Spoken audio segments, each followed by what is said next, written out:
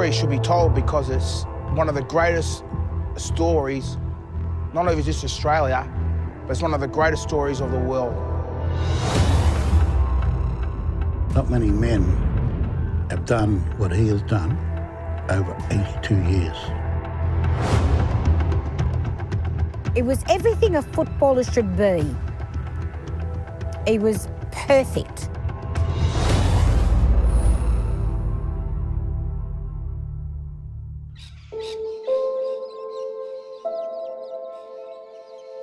Dad was born at Cumragunja Mission, which is in New South Wales, and he was the youngest of 6.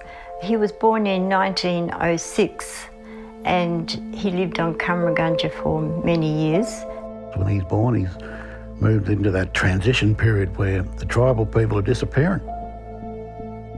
We got the land taken off us, and we got the Bible, and we got churches where that was the school part. He only went to school like grade 3 or 4. People did it hard, you know. Sir Douglas Ralph Nicholls returns to his birthplace. The Cumragunja station has changed since he left it in 1929 to seek his fortune playing Australian rules football in Melbourne. He remembers the white man taking Aboriginal women and children away in an attempt, he claims, to disunify his people. This policy of taking our girls from the mission, they just came in and ruthlessly threw our girls into their cars. And the mothers hung to them, and I can see my mother hanging to my sister. 16-year-old, they threw her into the car, and here am I with a crowbar. She ends up at Cootamundra Children's Home, then gets put out as a domestic to Sydney, comes back pregnant, and she dies aged 26.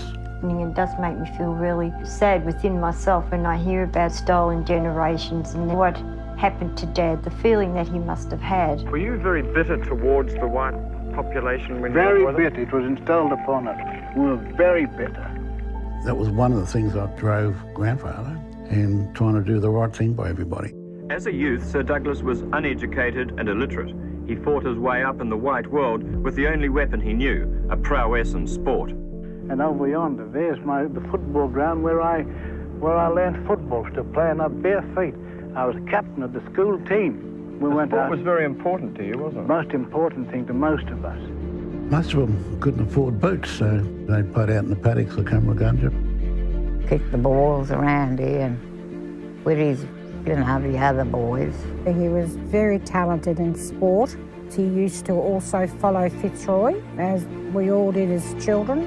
He played with Cumragunja football teams here. There was 3 sides. And then when he left Cumragunja, he went to play with a football team called Tongalo, which was in the Golden Valley League.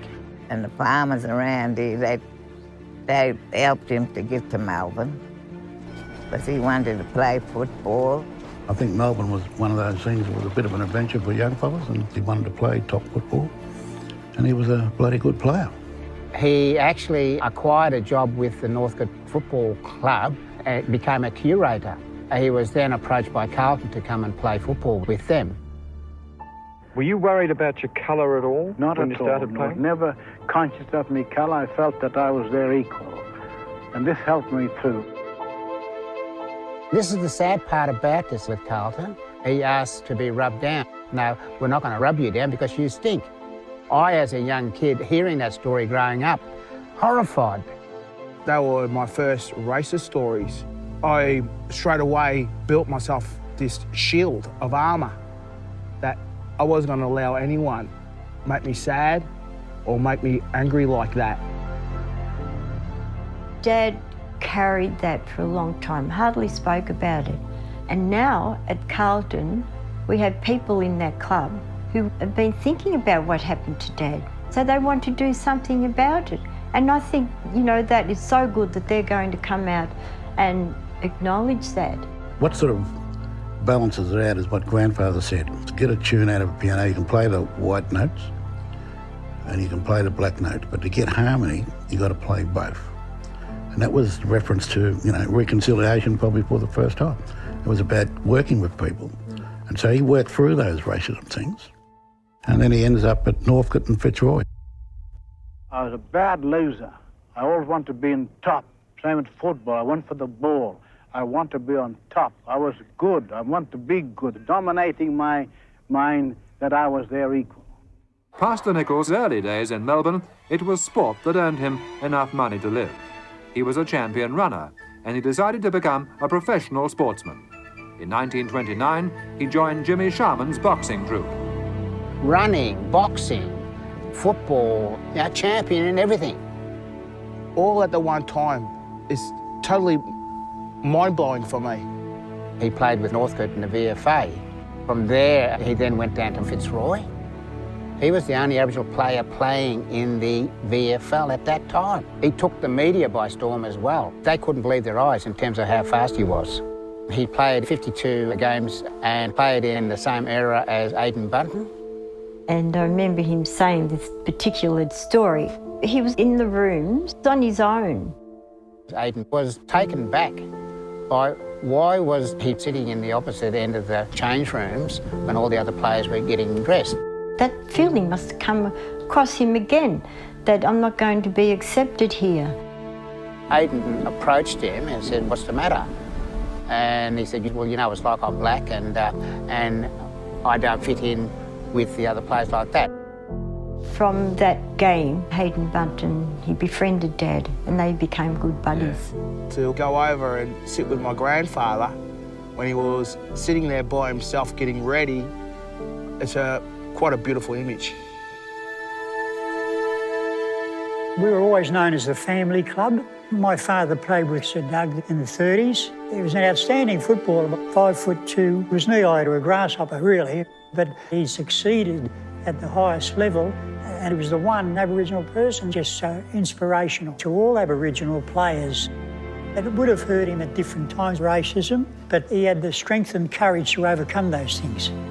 In one game against Richmond, Jack Dyer must have been running past him and give him a swipe and said, "Out of the way, nigger." That didn't go down too well with grandfather, but he basically held it in until he got picked in the Victorian team to represent Victoria in Western Australia. And he was on the train, and obviously Jack Dyer was also selected. And Jack Dyer came into his carriage. Grandfather apparently said he wasn't happy with him. Words to that effect. He might have been a bit stronger than that. And then Jack sat down with him and apologised. So we have no beef with Richmond. He loved football, but he got the message across, the Christian message across too.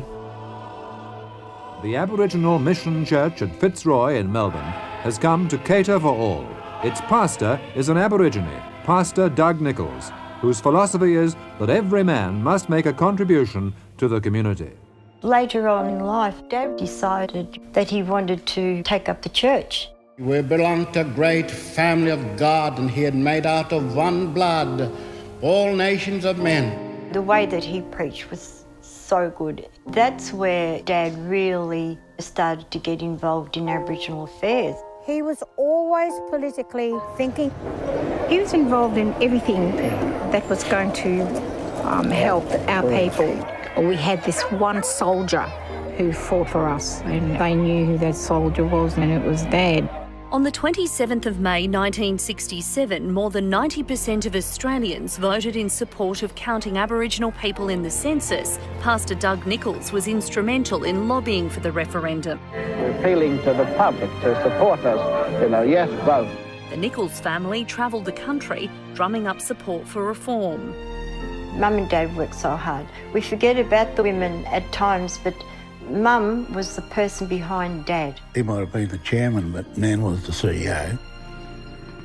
People would come from everywhere, just come up and shake Dad's hand. As soon as that hit your hand, that was it. You were safe, you knew you were there with a man of culture, man of God, and that was really important to people, whether you're young or whether you're old.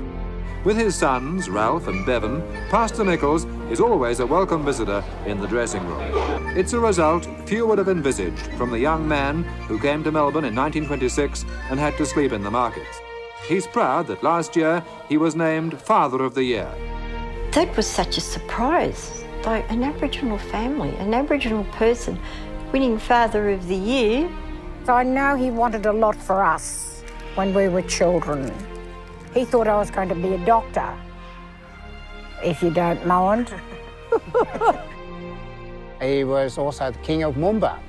He was knighted by the Queen of England. The only footballer knight. He also had an audience with the Pope. How many people, non-Aboriginal or Aboriginal people, have met the Pope? And then he was... Papa Mamas. Papa Mamas is the head man of all tribes in Australia. This, I get very emotional about it, coming from Camera and then becoming Governor of South Australia. No one would ever dream of an Aboriginal person would become Governor of a state. As appointed Governor of South Australia, it's a great honour, not only for Lady Nicholls and I, but for the Aboriginal people of Australia.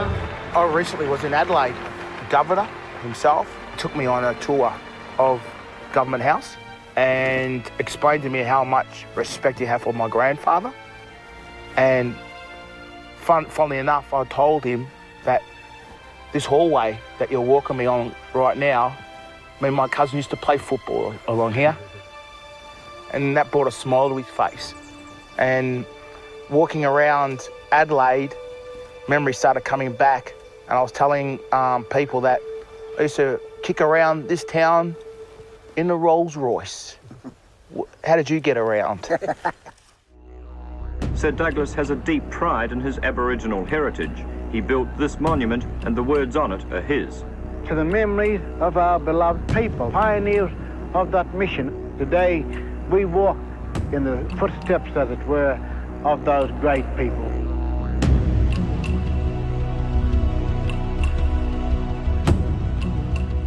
I get infused with the spirits of this country. This is our bloodline. This is our tree. This is how I'm connected. All that Yorta country is your home. That's where your traditions are and your customs and your ancestors' DNA's all over that country. Sir Douglas Nicholls ends his journey here, where it all began, on the banks of the Murray. Mum and Dad are both buried at Camera. Every day of my life I think of Dad. I wish he was still here. I sometimes think he is here with us, with me.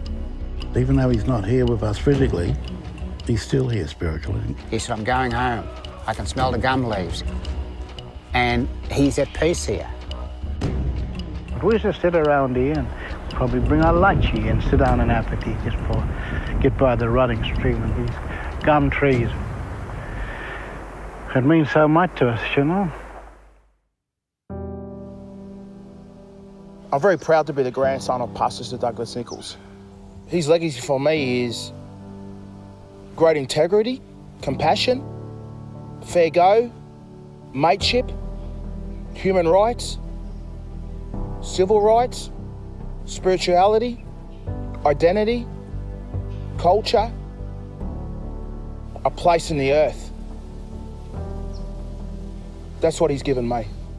Would you have been so well known and a spokesman for the Aboriginal people if you hadn't been a famous footballer?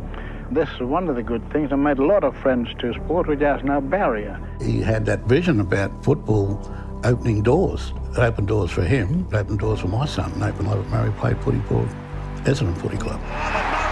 The thing that really inspires me, 5'2", a little man walking amongst giants, trying to change the attitudes of people. Has it made a difference? Well, he has made a difference. We had that saying about, how can we soar like eagles when you feed us like chooks? And so he knew from the start, from virtually in the early days when he saw his sister taken away, he met injustices head on.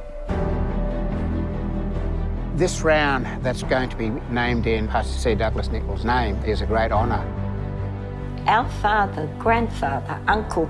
It honours all our people, as well as him and his family. Oh, I'm getting emotional. More than proud. I wish there was another word. Everybody was proud of it. There has to be another word that covers all those words, and I don't know it. But if somebody out there knew it, I wish they'd ring and tell me what it is. It was everything a footballer should be. He was perfect. I think maybe he would have given us all up for football. He loved it so much.